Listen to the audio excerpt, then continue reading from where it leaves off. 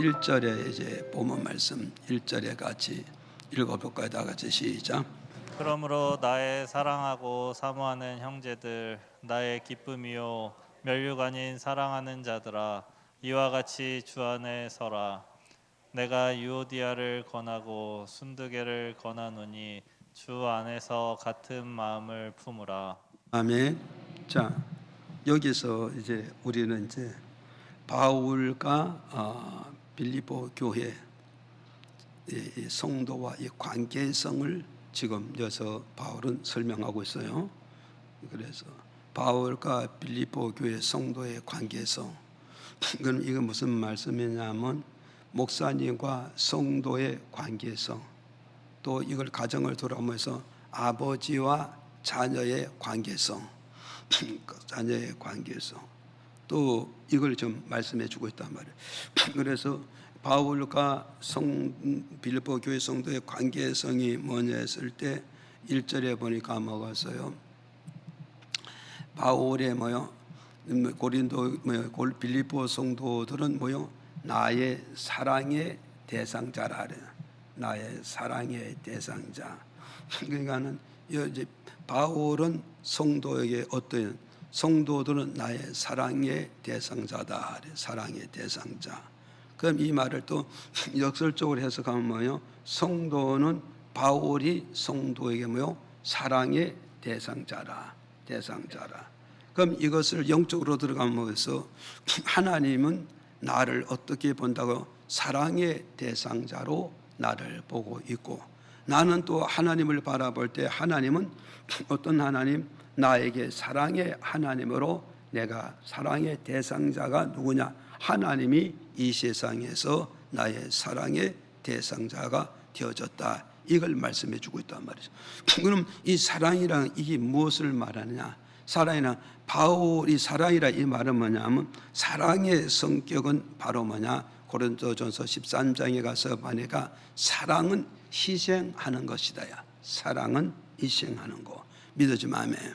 그러니까 바울은 성도들을 위해서 내 모든 것을 다 희생하겠다, 다 헌신하겠다, 다 봉사하겠다, 다 섬기겠다, 이런 것을 지금 바울은 빌립보 교인들에게 이 사실을 알려주고 있다 이 말이죠.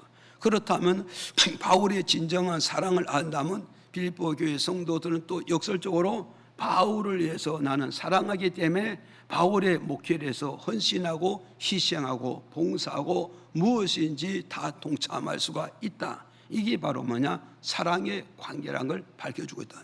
그러니 우리의 사랑의 대상자는 누구냐? 전지전능하신 하나님이란 말이에요. 그 하나님은 나를 위해서 하나밖에 없는 독생자 예수 그리스도를 나를 위해서 내줬다 이 말은요. 나를 사랑하기 때문에 무엇이지 다 내어졌다는 것은 나를 위해서 헌신하고, 나를 위해서 희생하고, 나를 위해서 봉사하고, 나를 위해서 모든 것을 다 내어주는 그것을 우리에게 밝혀주고 있단 말이죠. 그래서 우리는 그 하나님의 엄청난 그 사랑, 희생적인 사랑, 헌신적인 그 사랑을 내가 받았기 때문에 나도 또한 하나님을 위해서 무엇인가를 희생하고, 무엇인가를 헌신하고, 무엇인가를 섬길 수 있는 이런 사랑의 관계를 가져야 된다. 이것을 우리에게 바울은 말씀해 주고 있단 말이죠. 이해가십니까?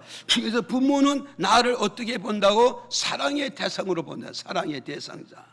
내 어머니와 내 아버지는 나를 어떻게 본다고요? 어떤 관계를 본다고? 사랑의 관계를 보고 사랑의 대상자를 보기 때문에 어머니 아버지가 가지고 있는 모든 것을 자녀를 위해서 무엇인지 희생할 수 있고, 무엇인지 헌신할 수 있고, 무엇이든지 내놓을 수 있고, 무엇인지 봉사할 수 있는 이것이 바로 부모님이 사랑의 관계를 말씀해 주고 있다. 이걸 우리에게 가르쳐 주고 있잖아요. 이해가십니까? 그렇다면 자녀들은 부모님의 진정한 사랑을 안다면 내가 이 세상에 살아가는 그날까지 나의 사랑을 내 어머니요 나의 아버지니, 나는 어머니를 해서 나는 아버지에서 무엇이든지 희생할 수 있고, 무엇이든지 헌신할 수 있고, 무엇이든지 내 부모를 해서 다 드릴 수 있는 이런 희생과 헌신의 믿음과 정신과 영적 사상과 육적 사상을 그렇게 가야 되는 것이 부모와 자식 간의 좋은 관계가 지금 맺어져 가고 있다는 것을 우리에게 증명해 주고 있는 것이다. 이해가십니까? 이걸 우리는 잘 기억을 하셔야 되죠.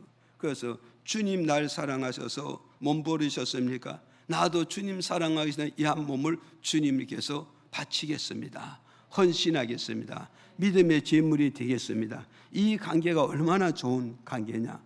오늘 세상 여러분, 나를 위해서 내줄 사람이 누구소? 부모님 외에는 나를 위해서 자기 몸을 내어줄 수 없듯이 이 세상에 나를 위해서 몸을 내줄 수 있는 뭐냐? 나의 사랑에 대해서는 하나님만이 나에게 위해서 몸을 내주셨다는 이 사실을 오늘 조화는 믿으시고, 하나님과 나와 관계, 사랑의 관계, 목사님과 나와 사랑의 관계, 부모님과 나와 사랑의 관계, 이 사랑의 관계를 깨트리지 않은 이런 살아있는 믿음과 능력 있는 믿음과 실천하는 그런 믿음의 삶이 이어져 가기를 주의 이름으로 축복을 드립니다.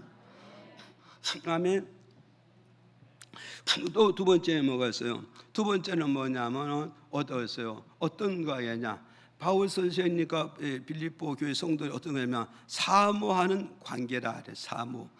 사모하는 관계. 그러니까는 이 사모한다 이 말은 뭐겠어요? 항상 보고 싶고, 항상 만나고 싶고, 항상 손잡고 싶은 이런 관계가 지금 있다는 거. 그러니까 바울은 빌립보 교인들을 항상 사모하는 거요, 항상 보고 싶은 거요, 항상 손잡고 싶은 거요, 항상 함께 있고 싶은 이것이 바울은 지금은. 그러니까 이 빌립보 교인들이 바울의 심정을 아느냐, 목회자의 심정을 아느냐, 영적 지도자의 심정을 아느냐 이 뭐죠. 그 영적 지도자의 심정을 안다면 어땠어요? 이 빌립보 교회 성도들 바울을 어떻게 하냐? 나도 바울을 해서 나의 사모하는 대상으로 만나겠다. 사모의 대상으로 내 마음에 정해놓는다면 항상 어디서 만나고 싶고 보고 싶고 손잡고 싶고 함께하고 싶은 이런 관계가 간다면 그 신앙은 어떠겠어요? 잘 갈 수 있고 믿어지면 아멘. 그래서 하나님은 이 말이 말이냐, 하나님은 우리를 사모하는 관계라. 하나님은 항상 우리를 보고 싶고 우리와 관계를 맺고 싶고 우리와 손잡고 싶고, 그래서 주님은 예배 때마다 하나님 우리를 보고 싶어 하는 거다. 그래서 날마다 예배 때마다 보고 싶은 그 하나님에게 하나님을 주일날에 우리가 보고 싶어서 기다리고 있다는 말이에요. 기다리고 있고 사모하고 있는데 그 기다리고 사모하는 그 주님 앞에 내 모습을 보여드리는, 내 모습을 보여드리는 이것이 뭐냐? 나도 주님을 사랑합니다. 나도 주님을 사모합니다. 나도 주님 보고 싶어서 주의 날에 주의 전에 아버지 집에 달려왔습니다. 이런 고백과 이런 관계가 맺어지게 된다면 우리의 믿음은 끊임없이 성숙한 믿음으로 나아갈 수 있고 확신한 믿음으로 갈 수 있고 주님과 함께 손잡는 임마누엘의 관계로 나아갈 수 있다는 걸 이 말씀을 들어서 우리 주는 메시지입니다. 믿어집니까? 이걸 우리는 알고 가야 되는 것이다. 믿어집니까? 그래서 주님 날 보고 싶었습니까? 그려 내가 보고 싶었다. 주여 나도 주님 보고 싶어서 오늘 이 자리에 왔습니다. 이런 고백이 이루어지면 얼마나 좋겠어요. 그래서 코로나를 걸렸다 할지라도, 코로나가 걸리고 복석을 떤다 할지라도 고향에 계신 부모님은 어디요? 이때나 저때나 창문을 열어놓고 대문을 열어놓고 늘 바라보고, 얘야 안 와도 괜찮다, 얘야 안 와도 괜찮다, 안 와도 괜찮다. 그렇게 말로는 그렇게 전화하셨죠. 마음은 혹시나마 오지 않을까? 그래 안 그래요? 강아지가 짖으면 수없이 내다보는데 누구를 내다볼까? 그 사모의 대상은 자식밖에 없잖아요. 이걸 이해가 나면 코로나가 뭐해도 다 집어치고 부모와 나와 관계를 잘 맺어 가야 되지 않겠는가? 그렇잖아요. 그래서 이제 추석에 사람들이 부모 만나고 돌아오는 사람들의 마음이 그렇게 시원하다는가요? 마음이 이렇게 헐고분하고 모든 짐을 다 벗은 것 같아. 이게 바로 뭐냐? 사모의 대상, 사랑의 대상 만나서 함께 즐기고 떠나니까 이런 가벼운 마음이 되더라. 이런 것을 말씀해 주고 있잖아요. 이해가시죠? 그런가면 또 어떤 관계가 되었어요? 어떤 관계가 되냐 했더니 여기서 1절에 그러잖아요. 어떤 관계가 됐다니까 바울과 빌립보 교회 관계는 어떠냐? 기쁨의 관계라. 기쁨의 관계. 믿어집니까? 기쁨의 관계. 믿어지면 아멘.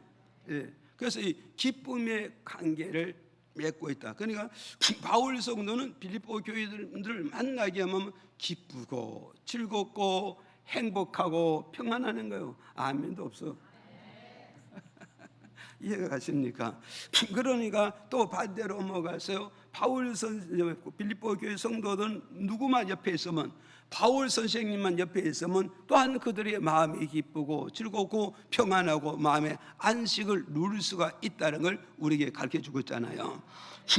그래서 하나님이 성도만 바라보기만 하면, 성도만 만나기만 하면 하나님의 마음은 기쁘고 즐겁고 행복하다 이 말이죠. 그 방면에 또 얻어서 성도는 하나님이 내 곁에만 있다면, 하나님이 나와 함께만 했다면 성도의 마음은 기쁨이고 즐거움이고 평안이고 마음의 안정감을 누릴 수가 있다는 걸 오늘 우리에게 가르쳐주고 있잖아요. 믿어지면 아멘 하세요. 그래서 이게 성도와 목회자의 관계고 하나님과 나와 관계고 부모와 자식 간의 관계잖아요. 믿어집니까? 또 목사님이 이건 이제 전체 기준을 잡고 지금 말씀드리는 거지, 우리하고는 안 그런 거야 이런 사람도 있을 거예요. 또 그런 것도 있겠지. 지리지리 속쓰인 자식, 지리지리 속쓰인 부모, 그렇잖아요. 그래서 어저께 이제 TV를 좀 봤더니 베트남 여자가 와가지고 아기를 둘 낳아놓고 가버렸더라고. 아기를 둘 낳아놓고 갔는데, 그런데 이게 뭐요? 9살부터 밥을 해 먹는 거예요. 왜 밥을 해느냐? 이 밥하는 이유가 뭐냐? 아버지가 엄마가 떠나고 나니까 아버지가 중심을 못 잡는 거예요. 아버지가 중심을 못 잡고 완전히 그냥 인생의 삶을 포기하고 있는 거예요. 그런데 그 어린 딸이, 9살 먹은 딸이 내가 같이 아버지와 엄마 잃어버렸다고 엄마 떠나고 울고 불고 낙심할 것이 아니라, 아버지가 저렇게 완전히 의욕을 잃고 있을 때, 기력을 상실했을 때 뭔가 내가 아버지를 도와서 아버지를 살려야 되잖아요. 그럼 이 딸이 아버지 옆에 있는 목적은 뭐냐? 아버지의 기쁨조가 되기 위해서, 엄마와 아들과 딸 또는 부모의 기쁨조가 되기 위해서 옆에 있는 거 아닙니까? 그래요, 안 그래요? 그러잖아요. 기쁨조가 되어져야 안 되죠. 그래서 이 9살 먹은 게 철이 들어가지고 밥도 안 먹고 아무것도 먹으니까 아버지 딸 9살짜리가 밥을 해가지고 아버지를 대접을 하는 거예요. 그래서 이제 이 아버지가 뭐냐, 이제 58살인가 이렇게 됐는데, 그런데 아버지가 내가 이 어린 딸을 통해서 내가 밥상을 받는 것이 처음에는 그렇게 부담 같다는 거예요. 그렇게 부담 갔는데 이제 13살이 됐는데, 13살이 했는데, 그래서 이 딸이 뭐라 그러냐, 내가 이렇게 밥을 하고 반찬 해가지고 아버지가 드리고 아버지 입에서 뭐냐, 맛있다 이 말 한마디만 들으면 이 딸의 마음에 그렇게 기쁘고 즐겁고, 아버지를 위해서라면 무엇이든지, 좋아하는 거는 무엇이든지 해드리고 싶다, 이걸 고백을 하더라고요. 그러면서 이제 그런 프로그램이 나오니까 사람들이 다 듣고 와서 집수리 해주고, 장롱도 바꿔주고 책상도 바꿔. 그래서 내가 그런 프로그램은 진짜 참 좋은 프로그램이다. 그리고 우리는 정말 인심 없고 악한 세상 사는 것 같지만 아직도 이렇게 인심 좋은 사람들이 우리 주변에 너무 많이 사는 것을 바라볼 때 내가 정말 보람을 느껴서, 이런 프로그램은 자주 나와야 된다. 많이 나와서 온 국민들의 마음을 동조하게 만들어서 이렇게 다 동참할 수 있게끔 만들어주는 게 참 좋다. 그러다 보니까 결국은 뭐냐, 딸이 아버지의 기쁨조가 되는, 이제부터는 뭐냐, 딸이 아버지가 밥 먹을 때마다 야, 이 음식이 왜 이렇게 맛있냐, 너무 맛있다, 계속 이제 그 표현을 해주니까 딸은 그게 행복해가지고 더 아버지를 더 잘 챙겨드리고 있더라고. 그러면서 결국은 뭐냐, 그 밑에 어린 동생도 그걸 잘 챙겨주면서 또 교육도 잘 시켜주고 함께 공부도 잘하는 이런 모습을 보여주는 거예요 지금. 그래서 오늘 우리는 이것이 바로 뭐냐, 하나님은 우리를 너는 나의 기쁨조야, 너는 나의 기쁨조야. 그런가 하면 또 내가 하나님보다 하나님은 나의 기쁨조가 될 줄 나는 믿습니다. 그래서 주님만 있으면 나는 기뻐요, 주님만 있으면 나는 행복해요, 주님만 있으면 나는 만족한 삶을 살고 세상에 어느 것도 부러움이 없습니다. 이런 고백이 이어져 가야 된다 이 말이죠. 믿어집니까? 그래서 우리는 아무 개가 내 옆에만 있어만 줘도 기쁘고 즐겁고 행복하잖아요. 뭔가 보람이 있잖아요 지금. 그래서 우리는 성도와 목회자의 관계, 이 관계가 이런 관계를 가야 돼. 목사님 만나면 기쁘고 즐겁고 행복하고 마음에 여유가 생기듯이, 그러면 또한 목사님은 또 성도를 만나면 기쁘고 즐겁고 여유고 행복한 이런 관계가 가진다면 얼마나 좋은 신앙생활을 잘 할 수 있을까? 이해가 되죠? 그래서 우리는 이런 관계를 가야 되는데, 만나기만 하면 성질나, 만나기만 하면 하거나, 만나기만 하면 뭐요? 차라리 안 만났으면 좋을걸, 이런 관계가 되면 이것도 저것도 안 되는 거요. 그래서 우리는 행복은 뭐요? 누가 만들어주는 게 아니라 내가 만들어가는 겁니다. 그래서 우리는 가정의 부부도 행복을 만들어가고 부모와 자식 간에도 행복을 만들어가듯이 성도와 목회자의 관계도 행복을 만들어가는 거다 이 말이죠. 이 행복을 누가 만드느냐에 따라서 거기에 행복이고 기쁨이고 감사가 있다는 것을 저와 여러분은 기억하시고, 성도와 목회자의 이런 삼위의 관계를 맺어가지고 여러분의 믿음 생활을 잘하고 그 믿음 생활에서 여러분이 다 승리하고 마지막 종착에 영생의 나라로 입성하는 저와 여러분이 다 되기를 예수 이름으로 축복을 드립니다. 아멘. 그래서 오늘 이제 1절에서 6절까지 보니까 1절에서부터 6절까지 보면 무슨 말이냐면 주 안에 서라, 주 안에 서라, 주 안에 서라, 이렇게 말씀하고 있단 말이요. 그래서 오늘 말씀의 제목이 뭐냐? 주 안에 있는 자, 주 안에 있는 자, 이런 말씀의 제목을 정했어요. 이 말씀을 통해서 이제 또 몇 가지로 이렇게 말씀 전해 드릴 때 이 말씀을 들어서 저와 여러분 은혜를 받으시고 주 안에서 항상 머물러서 승리하는 그런 역사가 있기를 주의 이름으로 축복을 드립니다. 자, 이제 주 안에 있는 자, 이 말씀이 뭐냐면 첫째는 뭐냐면 주 안에 있는 자의 삶이 뭐냐? 첫째는 뭐냐? 기뻐하는 삶을 살아가야 되는 것이다. 믿어지면 아멘. 그래서 이제 4절에 읽어볼까요? 시작. 주 안에서 항상 기뻐하라. 내가 다시 말하노니 기뻐하라. 자, 여기서 이제 바울 선생님이 그러잖아요. 바울 선생님이 빌립보 교회 성도들에게 말씀합니다. 빌립보 교회 성도들에게 권면하고 있습니다. 빌립보 교회 성도들에게 하나님의 말씀으로 이들에게 양육하고 있단 말이에요. 어떤 양육을 하냐? 주 안에서 기뻐하는 삶을 살아고 말씀으로 양육하고 있고 말씀으로 권면하고 있고 말씀으로 기쁨의 자리를 세워지는 그런 역할을 지금 해주고 있다는 사실을 저와 여러분은 이걸 믿어야 됩니다. 믿어지면 아멘 하세요. 그래서 이제 이 빌립보 서신을 보낼 이 당시가 어디냐면 바울 선생님은 바로 옥중 생활하고 있어요. 바울 선생님 옥중 생활해요. 그럼 여러분 보세요. 누가 누구를 이루어야 되겠어요? 누가 누구를 이루어야 되는가? 옥중 밖에서 자유를 이루는 성도들이 옥중에 있는 바울 사도를 이루하고 격려하고 힘을 실어줘야 되잖아요. 힘을 실어주는데 오히려 어디서 바울 선생님은 바울 사도는 옥중 생활을 하잖아요. 옥중 생활이 어떤 것이요? 지금은 좋은 옥중 생활이지만 지금 2000년 전에 옥중 생활은 여러분 말도 못해요. 그래서 목사님 이번에도 다메섹의 그 지역을 쫙 이게 보여주시더라고, TV를 통해서. 그래서 목사님 밤늦게 쉬지만 새벽기도 가야 되지만 이렇게 귀한 것을 놓칠 수가 없잖아요.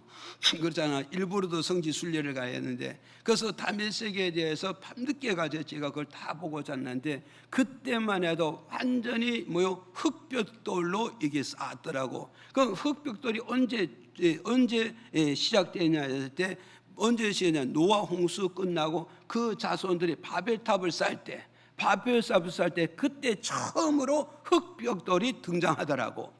흑벽돌이 등장해서 그 바벨탑을 쌓으면서보다 몇천 년 역사 후에도 그 문화가 계속하고 그 건축 자재가 계속 진행하고 있었을 볼 수 있단 말이죠. 그러니 흑벽돌이라는 걸 얼마나 그런데 지금 바울 선생님이 뭐해서 교도소가 바로 뭐냐? 흑벽돌을 갖다 쌓은 그런 교도소 지하에 들어앉아 있었단 말이에요. 이해가십니까? 그럼 그 지하는 어떤가? 캄캄한 지하란 말이에요. 불빛이, 요새는 불빛이 있어. 그 시대는 불빛도 없어. 죄인들을 가두기 때문에. 그래서 캄캄한 지옥 속에, 캄캄한 어둠의 지하에 들어앉았고, 거기에는 바로 무엇을 막았어요? 정말요, 습기가 가득 차가지고 온몸을 머리에서 발끝까지 습기로 덮어버리는 그런 지하였다는 거죠. 그런가 하면 거기는 바로 뭐가 있어요? 거기는 바로 뭐가 있어요? 춥고 배고픈 것이 바로 지금도 옥중에는 그래도 많이 먹여준다 하지만 우리가 생각하는 것 그렇게만큼 아주 풍부하게 넉넉하게 먹여주지 않는다고요. 넘어주지 않는다고요. 그는 지금 2000년 전의 역사니까, 2000년 전의 역사니까 얼마나 배고픈 시절을 겪고 있는가를, 배고픈 적을 겪고 있는가를 우리가 짐작하고, 그 옥중에서도 바울은 엄청나게 주었던 거예요. 그래서 디모데서 디모데야 가죽 옷을 좀 가져다 주라, 가죽 옷을 갖다 주라, 이 말을 하면서 이 교도소 너무 추우니까, 너무 떨리니까 결국 내게 가죽 옷을 갖다 주라. 그게라도 덥고 어려움을 이겨야 되겠다. 그런 게 말이죠. 그러나 바울은 지금 옥중 생활에서 이 어려움을 겪고 있는데도 불구하고 바울의 마음은 어떠해서 빌립보 교인들에게 관심을 갖고 있는 거죠.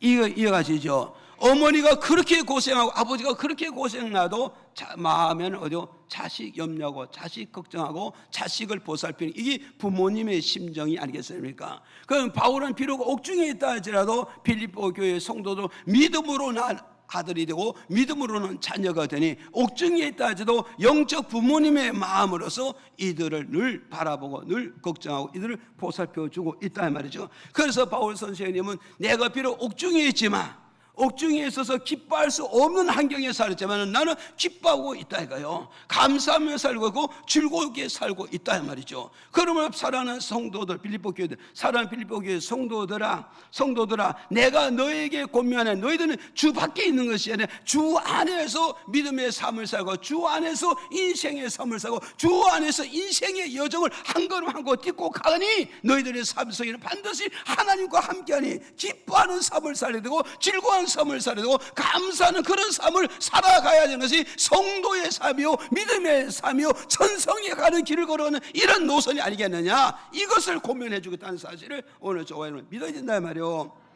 믿어집니까? 이해가시죠? 그래서 오늘 저와 여러분 우리 바울 선생님의 권면의 말씀 받아들이고, 오늘 저도 그렇고 여러분도 그렇고 아무리 힘들고 아무리 없고 아무리 눈물 겨우는 것 있다 할지라도 바울 선생님이 옥중 생활은 아니잖아요 말이요. 옥중 생활이 아니라 우리는 천번만번 하나님의 말씀에 권면을 받아서 기뻐하고 즐거워하고 감사하는 이런 믿음의 삶과 믿음의 여정을 걸어가는 저와 여러분이 다 되기를 주의 이름으로 축복을 드립니다. 자, 우리가 기뻐하는 삶의 이유가 뭐냐?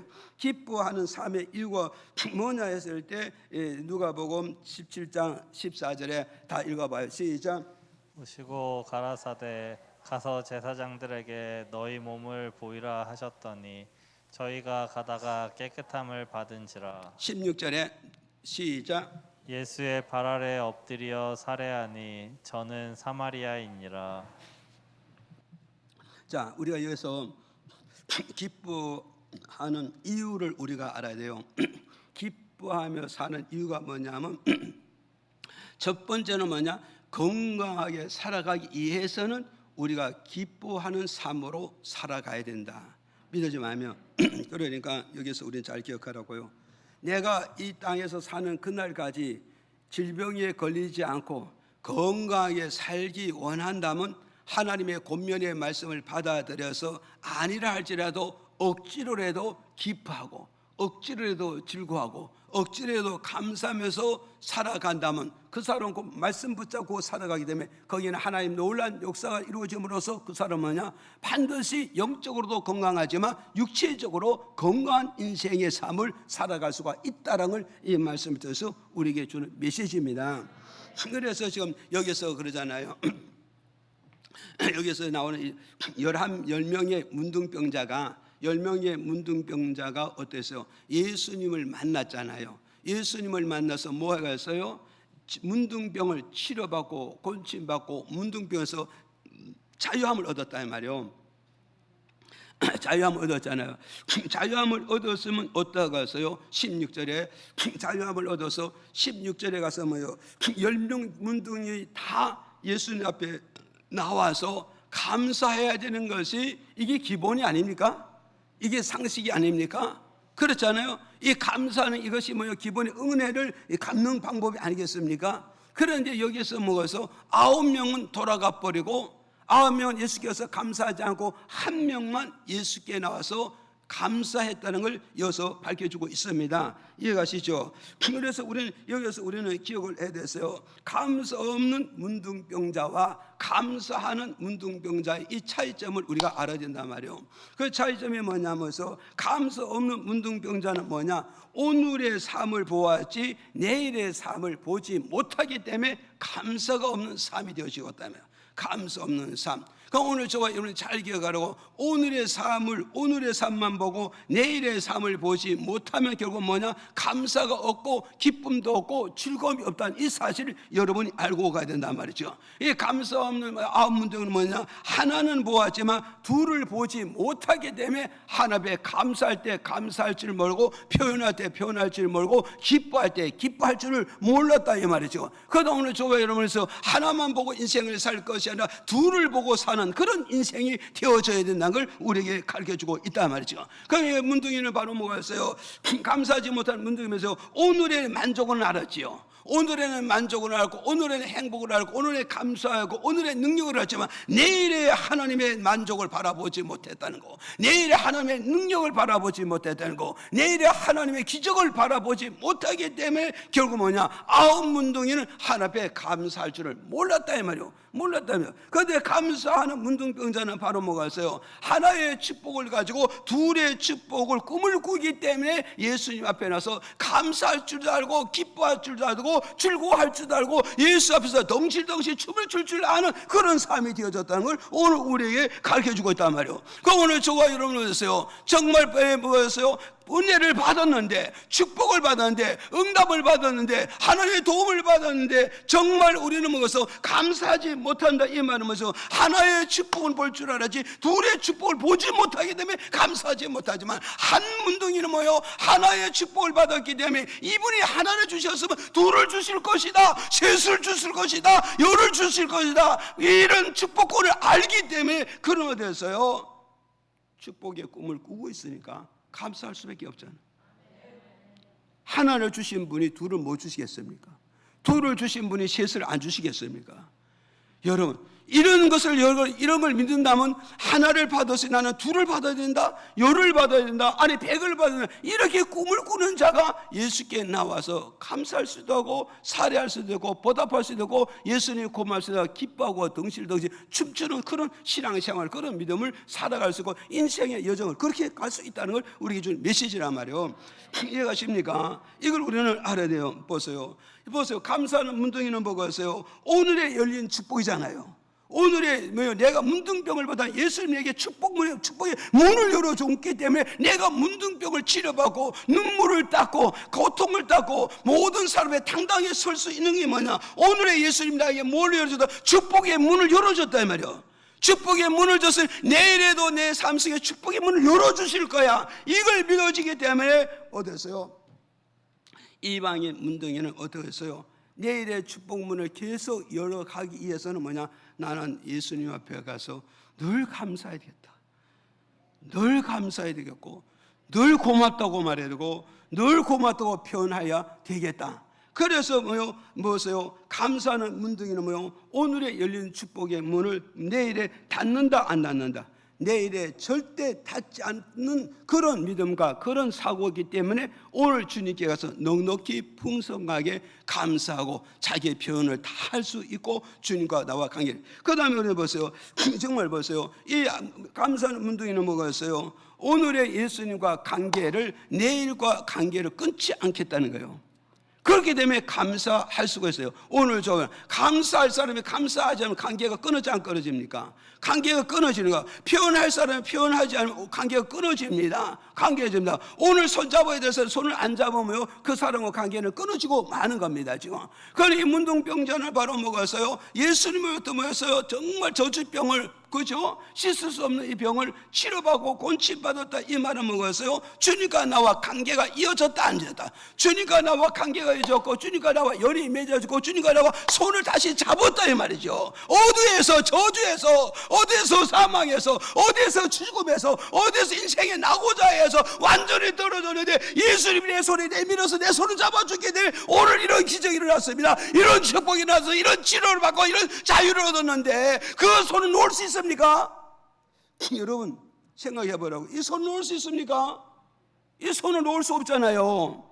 이 손을 안 놓으려 못하느냐? 나는 예수께로 돌아갑니다. 나는 예수께로 찾아갑니다. 나는 예수께서 감사해야 됩니다. 그 앞에서 감사하다 춤을 덩실덩실 추는 게 이게 예수가 나와 손을 더 굳건하게 잡고 나가는 길이 된다 이 말이죠. 믿어집니까? 그래서 한마디로 딱 정리하면 무엇이냐? 한마디로 정리하면 감사가 없는 아웅동의 마음이 어떤 마음이냐? 부정적인 마음이에요. 결론을 내려면 한마디로 결론을 내려면 부정적인 마음입니다. 부정적인 마음. 오늘 저와 여러분 부정적인 마음은 바로 어둠의 마음이요, 어둠의 마음이요, 사탄의 마음입니다. 이런 부정적인 마음, 어둠에 붙어 있는 사람은 무엇을 주든지 감사할 줄을 모르고, 무엇을 은혜 줄을 모르고, 무엇을 주든지 미래를 생각지 않는 것이 이것이 어둠의 마음이고, 이게 부정적인 마음이고, 이게 사망의 마음이라는 걸 우리에게 가르쳐주는 메시지입니다. 그러면 한문능이 이방인 한문능 예수께 와서 감사했잖아요. 이 감사했다 이 말은 무엇을 말하고 있어요? 이 사람은 긍정의 마음을 품고 있는 겁니다. 믿어집니까? 그래서 오늘 저와 여러분 정말 우리는 성공과 실패가 어디 있는지 아십니까? 긍정이냐 부정이냐. 우리가 건강하게 살래 질병들어 살래. 이 차이점이 뭐냐? 그 차이는 뭐냐? 부정의 마음은 질병에서 벗어나지 못합니다. 고통에서 벗어나지 못하고 괴로운 눈물 속에서 벗어나지 못하냐. 긍정의 마음을 품고 있는 자, 긍정의 믿음을 붙잡고 있는 자, 긍정의 말씀을 붙잡고 있는 사람, 그 사람은 뭐요? 언젠가는 고통스러운 걸 벗어고, 언젠가는 저주스러운 걸 벗어서, 언젠가는 눈물 흐르는 괴로움을 다 벗을 수 있다는 것이 희망적이라는 사실을 저와 여러분 이걸 믿어야 됩니다. 이해가시죠? 그래서 이제 커즈스 교수는 유명한 의사인데 그 사람이 뭐죠? 커즈스는 그 교수인데, 의학 교수인데, 이분은 인생을 가지고 이렇게 말을 하고 있어요. 인생의 뇌 속에는 8가지 분비를 만들어서 그 8가지 분비를 온 몸의 세포를 공급해주고 있다 이거요. 그래서 그 8가지 분비가 온 몸의 세포 보내서 이 육체를 균형을 잡아서 힘쓰게 만들어주고 행복하게 살아가게 만들어간다. 이걸 우리에게 가르쳐주고 오더라고. 그래서 그 8가지 분비 중에서 첫째가 뭐냐 했더니 엔돌핀을 뇌에서 분비를 시켜준다는 거예요. 뇌에서 인체 속에 있는 모든 분비를 엔돌핀 분비를 생산시켜 준다고 말씀해주고 있단 말이에요. 그러는데 이 엔돌핀이 언제 생산하느냐? 언제 생산하는가 봤더니 내가 기뻐할 때 생산하게 된다. 내가 즐거워할 때 생산하게 되고, 내가 감사해서 춤을 덩실덩실 추고 노래 부르고 그럴 때 결국은 뭐가 있어요? 노래 부를 때 그를 통하여서 내 머리에서 모든 뇌의 세포가 명령을 어떻게 하냐? 엔돌핀 분비를 유발시키라고. 그게 그렇게 뇌에서 명령이 떨어지면 모든 몸에서 엔돌핀 분비가 나오게 되어진다. 이걸 우리에게 가르쳐주고 있단 말이죠. 그럼 오늘 저와 여러분 어떠해서 내 뇌에서 내 모든 세포에서 엔돌핀의 분비가 어떠해서 발생하고 그 엔돌핀을 만들어내기 위해서 여러분 어떠하냐? 내가 기뻐할 줄 알고 즐거워할 줄 알고 감사할 줄 알고 노래할 줄 알고 춤출 줄 알 때 이때 생산된다는 걸 여러분이 염두를 두시라 이 말이죠. 믿어집니까? 그래서 이사야 시편 47편에 이렇게 말씀해주고 있단 말이요. 이렇게 말씀해주고 뭐라냐? 하나님께서 열방의 족속들아, 하나님께서 유다 백성이 말한다. 이스라엘 백성들아, 유다 백성들아, 아브라함의 자손들아, 내가 열방을 너희들 발 앞에 내가 복종을 시켜줄 것이다. 복종을 시키다. 그럼 이 말은 뭐냐 하면 보세요. 여기서 내가 그러잖아요. 여호와께서 만민을, 열방을 아브라함의 자손들에게, 이스라엘 자손들에게 어디요? 발 아래 복종을 시켜준다. 이 말은 뭐냐면 이걸 믿으라는 게 안 믿으라는가요? 이렇게 믿으라는 거예요. 이때가 뭐냐? 유대를 공격하고 이스라엘 공격하고 아브라함 자손을 공격하는 누가? 열국이 공격하고 열국이 이어싸고 있단 말이에요. 이때 하나님께서 메시지를 주는 게 뭐가서 열방이 너희를 공격하고 열 나라가 너희를 공격하다 해서도 내가 반드시 저들을 너희 발 앞에 반드시 무릎 꿇게 하고 반드시 복종하여 반드시 항복시켜 줄 것이다. 이 말씀을 믿으라 이 말이요. 이 말씀 믿는다 이 말은 긍정의 마인드를 가지고 믿음 생활하고 긍정의 마인드를 싸워서 이기라, 이걸 우리에게 지금 주는 말씀이라. 이해가십니까? 이 말씀을 우리 어떻게 받아들이면 그 사람은 뭐요? 긍정이고, 이걸 못 받아들이면 우리에서 부정이란 말이에요. 부정의 마음을 보면 절대 내에서 엔돌핀을 유발시킬 수가 없다는 우리가 메시지란 말이죠. 그 오늘 목사님이 말씀을 선포하고 증거할 때 여러분이 이 말씀 어떻게 받아들이느냐 말이죠. 긍정으로 받아들이냐 부정으로 받아들이냐에서 내 삶이 달라지고 믿음이 달라지고 내 건강이 달라지고 내 삶의 표정이 달라질 수 있다는 걸 이게 주는 말씀이라. 그런가 하면 또 뭐라 그랬어요? 절에 가서 뭐냐면 손뼉치면서 하나님을 찬양하라. 손뼉치면 하나님을 찬양하라. 그런가 하면 요걸 가서 좀 더 구체적인 뭐냐면 시편 150장 4절에 보니까 뭐라 해서 악기 소리를 맞추어서 춤을 추고 찬양하고 손뼉치면서 너희 하나님을 찬양하고 너희 하나님께 경배하고 너희 하나님께 예배 드리라. 이걸 우리에게 가르쳐줘요. 그래 우리는 뭐죠? 하나님 우리 환경이 어떻게 됐다 할지라도 내 마음에 말씀을 믿고 긍정의 마음을 품고 어디다가 가서 긍정의 마음을 품고 내가 손뼉치고 춤을 추고 찬양하면은 결국은 뭐가 있어요? 이게 바로 뭐냐? 내 몸에 뭐가 나오는 것이라고? 엔돌핀을 유발시킨다 말이요. 그래서 오늘 하나님께서 기뻐하라, 감사하라, 즐거워하라, 손뼉쳐라, 춤춰라, 노래하라. 이 말은 뭐냐? 우리 다 뭘 품으라요? 긍정의 마음을 품으라요. 환경이 어떻게 되었더라도, 조건이 어떻게 되더라도, 문제가 어떻게 되어도 우리 하나님의 능력의 말씀을 믿고 긍정의 마음을 품고 긍정의 믿음을 품고 긍정의 시선을 바라보고, 그리고 우리 뭐요? 박수치면서 춤추면서 손뼉치면서 하나님께 뭐요? 찬양하게 되면 내 머리에서부터 발끝까지 뭐가 나온다고요? 엔돌핀의 분비가 끊임없이 생산하다 넘치게 생산된다는 걸 우리에게 가르쳐 주는 거예요. 이해가시죠? 그럼 우리는 뭐 되었어요? 이 엔돌핀이 뭐요? 생산이 되면 나타나는 효력이 뭔가 했더니 나타나는 효력이 뭔가 이렇게 했더니까 뭐가 있어요? 우리 인체는 암의 이 균이 하루에 3,000개에서 5,000개가 드러난다는 거예요. 하루에서 3,000개에서 5,000개가 이 몸에서 암의 세포가 계속 고개를 들고 일어난다는 거예요. 이 드러난 이 암의 세포를 누가 잡아먹냐? 이 엔돌핀 이 분비가 그 암의 세포를 다 잡아먹게 됨으로써 내 인체에 바로 뭐서 암이 자리를 못 잡고 암이 뿌리를 못 내리게 만든다 이 말이죠. 암이 발생하지 못하게 한다는 걸 우리에게 가르쳐주고 있는 거예요. 지금 이해가시죠? 그리고 우리가 결국은 뭐해서 즐거워하고 기뻐하고 감사하면 엔돌핀이 나고, 그 엔돌핀의 분비가 결국 뭐냐? 내 인체 속에 3,000개, 5,000개가 또 돌아오는 그 암을 다 제거시키고 다 잡아먹고 다 소멸시키게 됨으로써 나는 어떠냐? 암에 걸리지 않는다. 이걸 우리에게 가르쳐주고 있단 말이죠. 이해가시죠? 그런가 하면 결국은 또 뭐가 있어요? 그런가 하면 이 엔돌핀의 비밀이 뭐냐? 결핵을 잡아주네. 결핵균을. 이 결핵균을 잡아먹어요. 그러니까 결핵은 바로 폐잖아요. 폐. 그래서 암 중에 제일 나쁜 병이 뭐냐 했더니 암 중에 제일 나쁜 병이면 결핵암이 제일 나쁜 거예요. 그래서 이건 목사님 생각이요.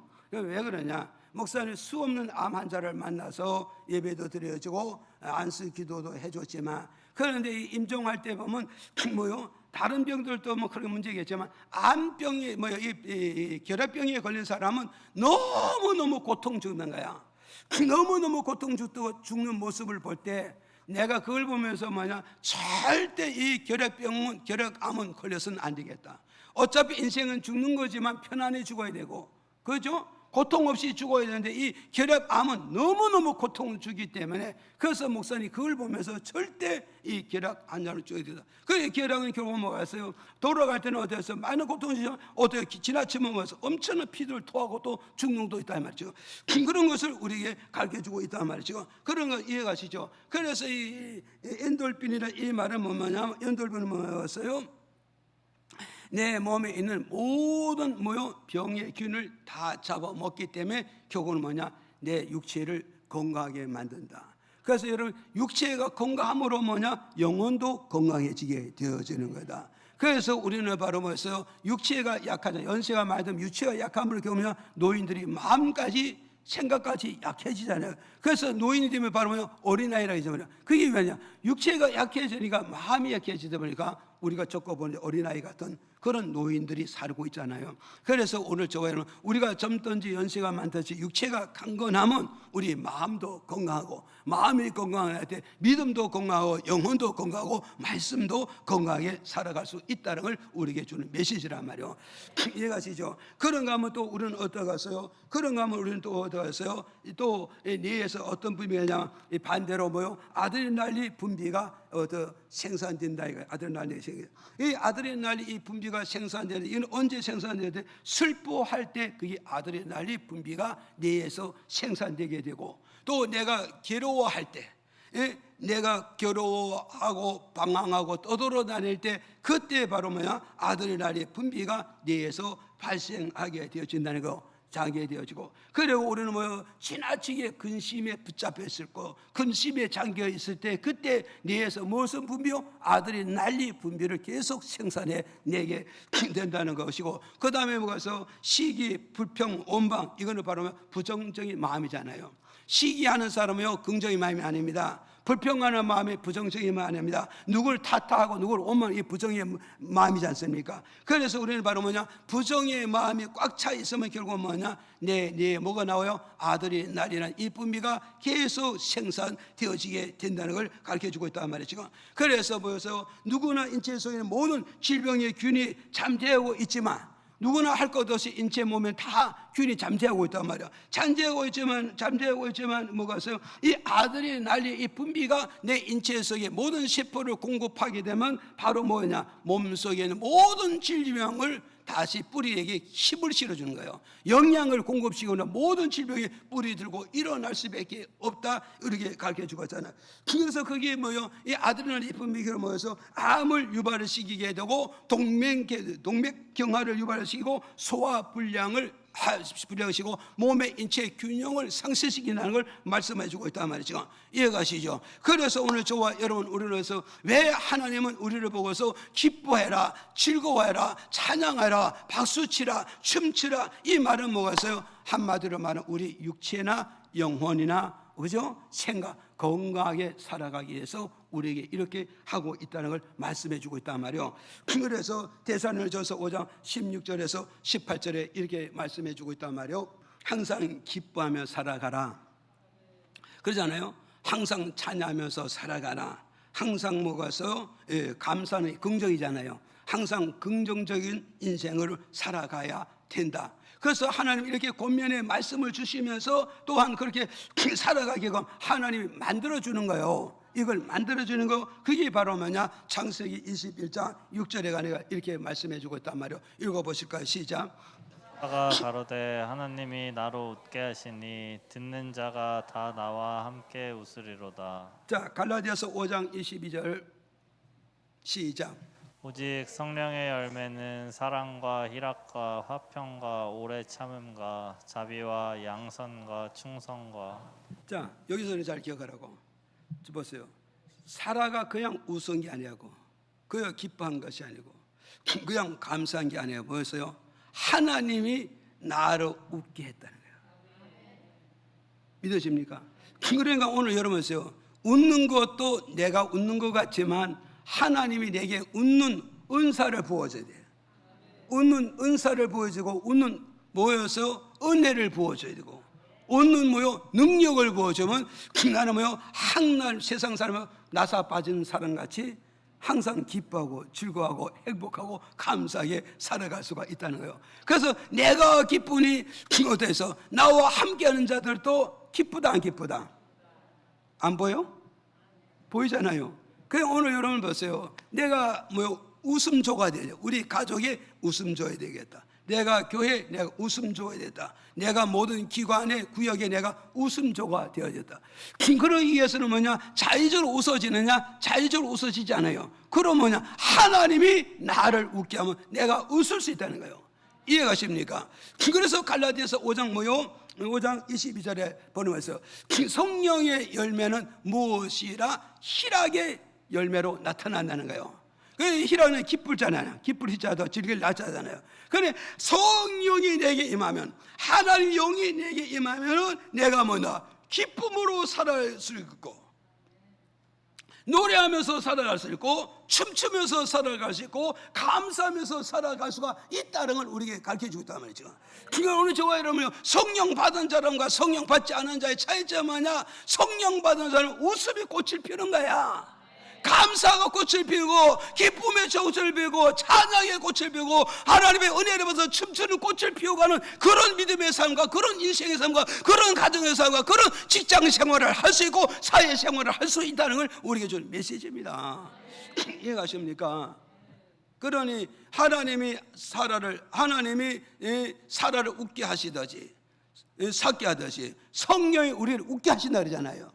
그래서 오늘 저와 여러분 모여서 인간에도 웃음이 있지만 하나님의 영의 웃음, 하나님의 은혜의 웃음, 하나님의 말씀에 근거해서 웃음, 이런 생활을 살아갈 때 우리가 뭐가 왔어요? 몸에는요 아드레날린의 분비가 절대 발생하는 게 아니라 엔돌핀의 분비가 나타남으로써 우리가 뭐가 왔어요? 육체도 건강하니 마음도 건강하고, 마음이 건강하니 영적 믿음도 건강하잖아요. 이것이 뭐겠어요? 육체도 감사하고 범사도 감사하고 하나님의 감사하는 이런 생활을 우리가 이어갈 수가 있다는 걸 우리에게 가르쳐주고 있는 것이다. 그래서 오늘 저와 여러분 감사해야 할 이유가 뭐냐? 첫 번째, 내 마음이 건강하고 내 육체가 건강하고 내 영혼이 건강하고 내 범사가 건강하게 살아가기 위해서는 무엇이 필요하다? 기뻐하는 삶이 꼭 필요하다는 걸 우리에게 가르쳐주고 있는 것이다. 그래서 저도 그렇고 여러분도 그렇고 우리 남은 여생에 하나님의 권면의 말씀을 받아들여서 기뻐하고 감사하고 즐거운 삶이 이어져 가기를 예수 이름으로 축복을 드립니다.